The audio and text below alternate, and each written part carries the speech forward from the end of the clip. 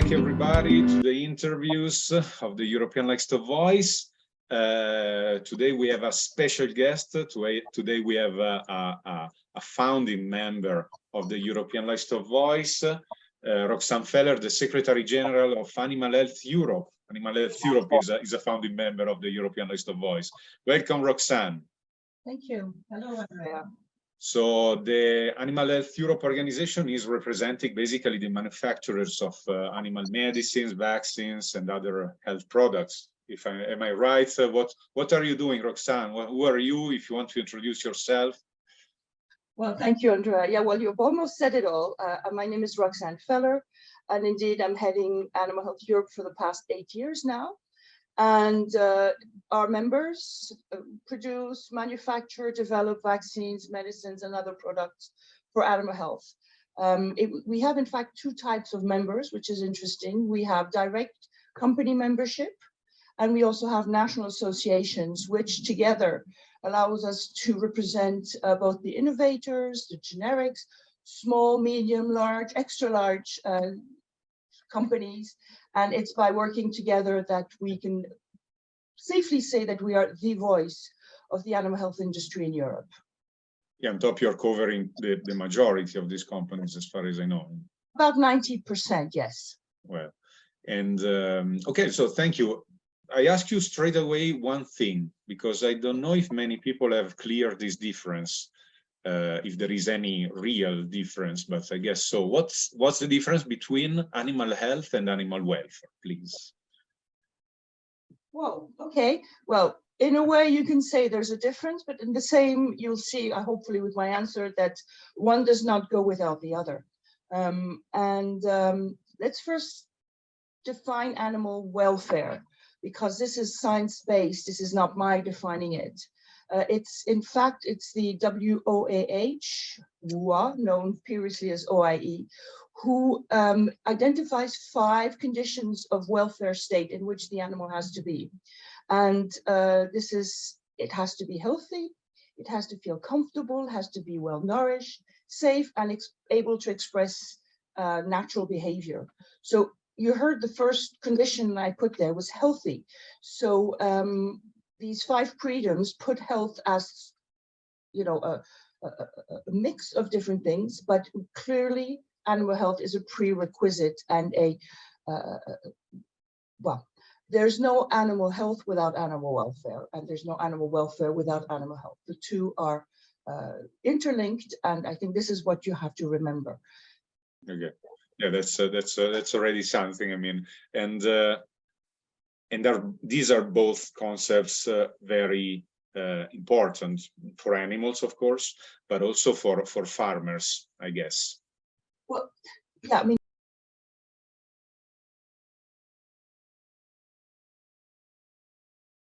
the farmer at the end of the day is there to produce, to have a well-running farm, meaning a well-running business.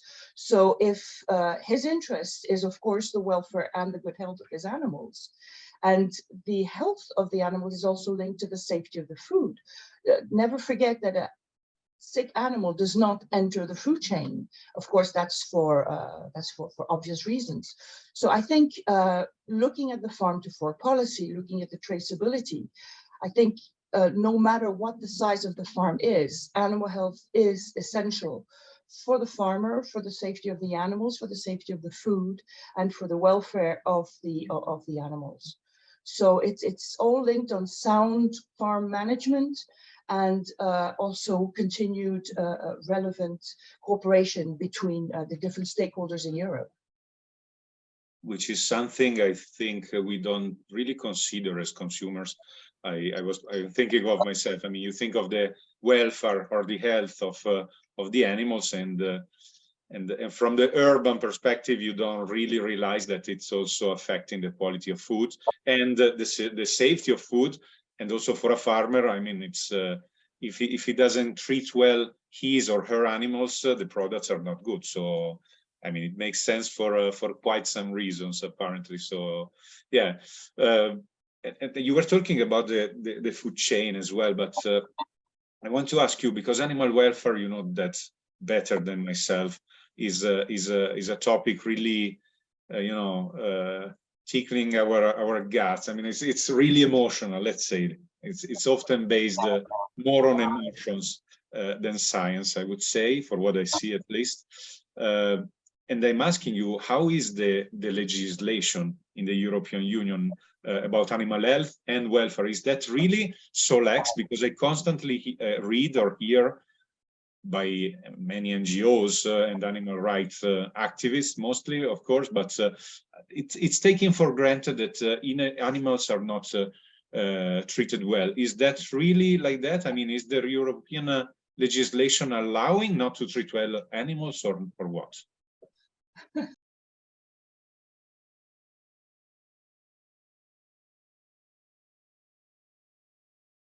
Or what? No, the legislation is there. You have legislation on animal health. There's a recently adopted piece of law in Europe that's called the Animal Health Law commonly, and where everything is based on the prevention. So avoid that animals get sick. So prevention, we say, and they say, is better than cure. So, and this legislation also gives the mandate to those who visit the farms regularly to check whether the legislation is actually in place, whether there is good health and welfare of the animals. So there's not only the law, but there are the checks. So that's the first thing.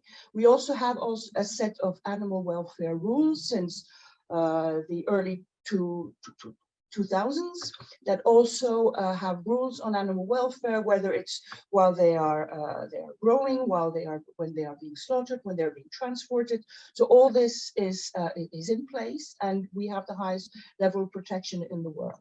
But of course, we need to revise those. There are always better criteria to define scientifically, like you said, and not emotionally, animal health and welfare. And there's a general agreement that animal welfare has improved over the years. We have one of the highest levels of animal welfare in the world. Then what's important is making sure that it's being implemented. And like any rule, I'm sorry, but I'm a lawyer, so I'm going to come with that. There's always somebody who's going to break the rule. So if you want to look at only at those little percentage of those who break the rule, then of course you can make a big story out of it. But generally, let's be honest, we've all been to even if we are urban people, we've been to the countryside. And as a rule, animals in Europe are healthy and well treated. And if not, there are ways to avoid that they are mistreated. Well, of course, I tell you, as a journalist, is surely more effective speaking about something not working, that something working properly makes more audience, I can tell you. And there is this figure of speech. It's louder a tree falling than a forest growing. So I know what you're talking about. Now the fact is that there is also, for what I've seen, also new. I mean, the new generations of farmers I've seen are often more sensitive about that too. That was one of the biggest surprises for me getting in touch with this field. That younger farmers are the first ones taking care of these aspects. I mean, they tell me their parents or their grandparents, they were not really caring of animal welfare. They were just animals. And now it's often different. I want to witness that because I had it more than once. So it's something that I was really impressed to discover, just to share my experience too. But just one thing more before concluding this first quick chat with you. We speak about animal medicines and vaccines and so on. We need, of course, to speak with you about antimicrobial resistance. We spoke about that already in another interview with Nancy de Bruyn. I guess you know her much better than myself, the executive director of the Federation of Veterinarians of Europe, FVE. So that's an issue. Antimicrobial resistance or antibiotic resistance is part of it. What is the veterinary medicine sector doing to tackle this problem? Well, it's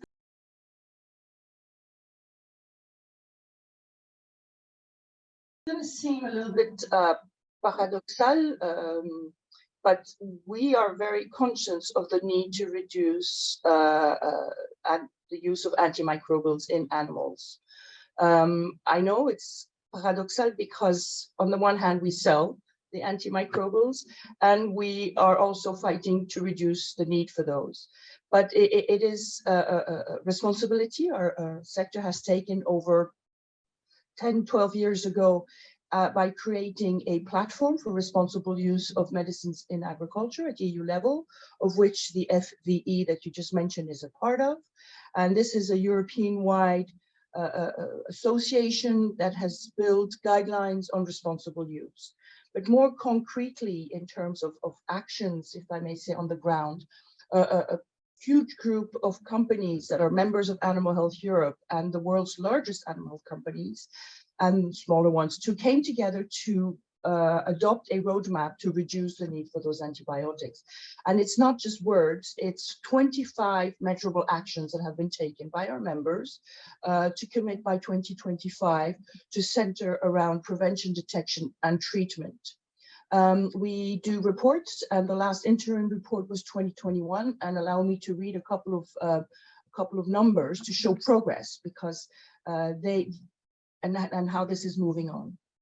So when they met 3 years ago, they said that we would, by 2025, deliver 100 new vaccines, because if you know that you vaccinate, normally you don't get sick. If you don't get sick, you don't need the antibiotics. So we already today, 2021, the report, 50 new vaccines out of the 100 we committed to put on the market. Diagnostic tools, we committed to develop new diagnostic tools, 20. We already have 17 on the market. Then one more stat, and then I promise you I'll stop. 2 more stats, and then I'll stop. 7 out of the 20 new nutritional enhancement products were delivered. Good nutrition means good health, means less diseases. We're 7 out of 20.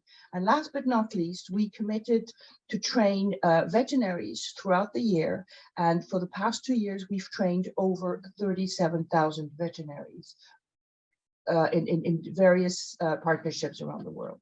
So I think by our actions at EU level as associations to enhance responsible use, and at concrete level by our members to reduce the need for antibiotics with concrete commitments, I think we can say that our industry is delivering and is being responsible in terms of antimicrobial resistance. Well, it's apparently not only about commitments, as you have just said. I mean, you have listed these points, but also, I mean, the results are already there. Apparently, I was reading, according to the EMA, the sales of antibiotics for animal use massively decreased these last 10 years. Am I right?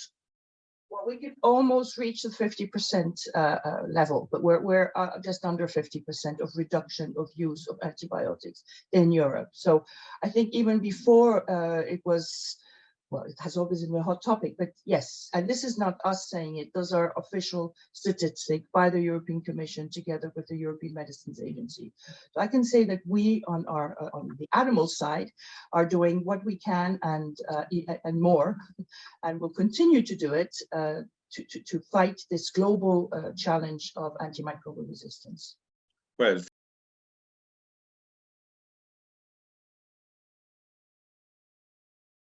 thank you, and I hope that the human medicine can do soon the same, because again, sharing my experience as a patient, I don't see my doctor so keen to take care of how much antibiotics he's prescribing me.